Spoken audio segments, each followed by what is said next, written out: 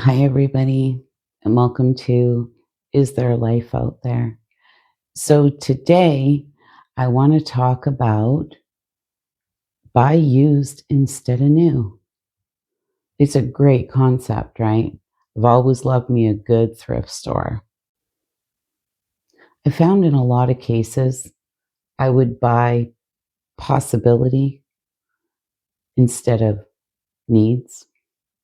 You go in there, maybe you're looking for a particular item, you might find it, and you come out with like 5, 10 things, right?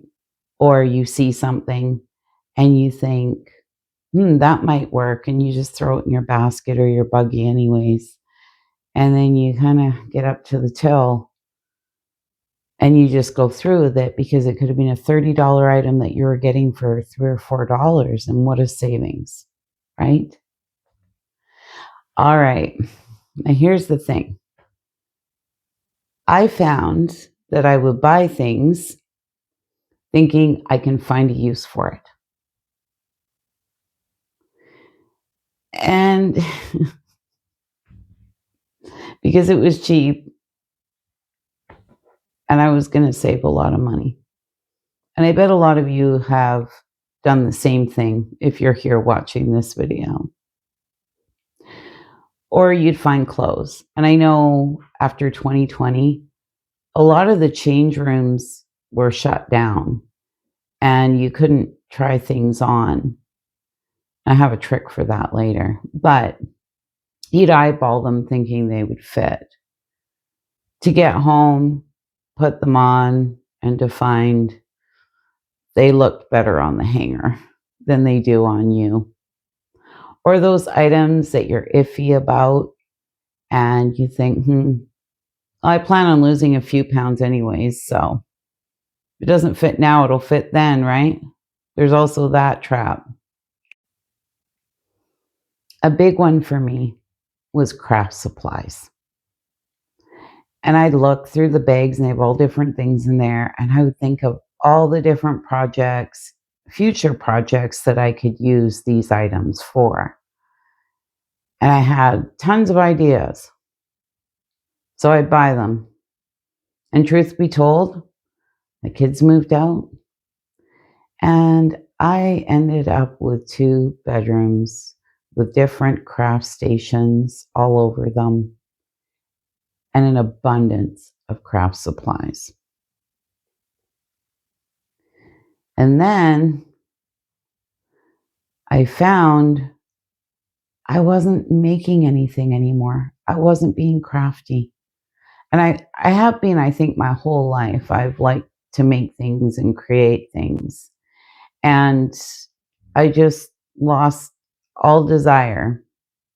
So slowly but surely, I donated most of that stuff back to the thrift store. And embarrassingly enough, and I think we've all done it, where when the clutter gets too much, we donate things back with the price tag still on it.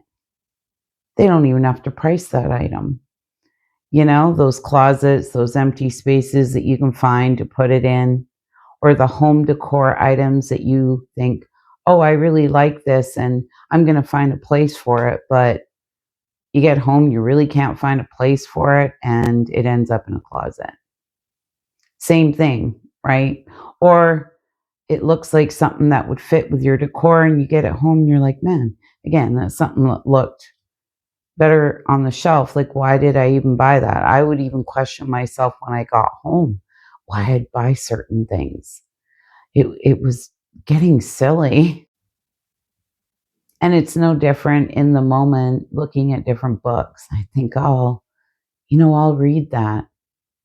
And you get home and you got to get kind of honest with yourself. And I don't really read books or the exercise equipment, right? And you think, and it ends up just being a good clothes rack, the treadmill that you can throw your clothes over. That's what these things generally become unless we make a point of using them. But I found for me, I really didn't. So here's a little trick that I did learn way back when they took the change rooms away. You can always find mirrors. So if you wear a tank top with like a zip up hoodie over it, and if you want to try something on because you're not sure, you have a tank top on, you can just take that hoodie off and put it on over top to see if it fits or if it's the fit that you like. Because I don't know where you are. I'm in Canada, and maybe where you are, they have fitting rooms, but I know there's a good few stores that don't have them anymore. They never did bring them back. So you got to do the eyeball thing. So, anyways, that's my little tip for any. Now, the odd time when I do go into a thrift store, I'm very intentional. Really, really intentional because I have found, as I don't know if it's because I'm getting older or what I'm doing, me planning for one day, I'll look at items and be like, if I was going to move, would I move this or would I donate it? And that's really helped me to be able to purge with a lot of stuff because you have somewhere to put it. It's out of sight and out of mind. But I go into those places now and I'll look. I'm going to do a decluttering video actually on here as well. But I think, would I move with this item? And if I wouldn't pack it up and move with it, I don't need it. So, anyways, I think we're all becoming a little more minimalistic. We don't want all this clutter and all this stuff. And I used to find a lot of comfort in my stuff. And I used to like my knickknacks and all those things. And it's really funny as I've gotten older how that has changed. But then again, I am a housekeeper and I have a cleaning business.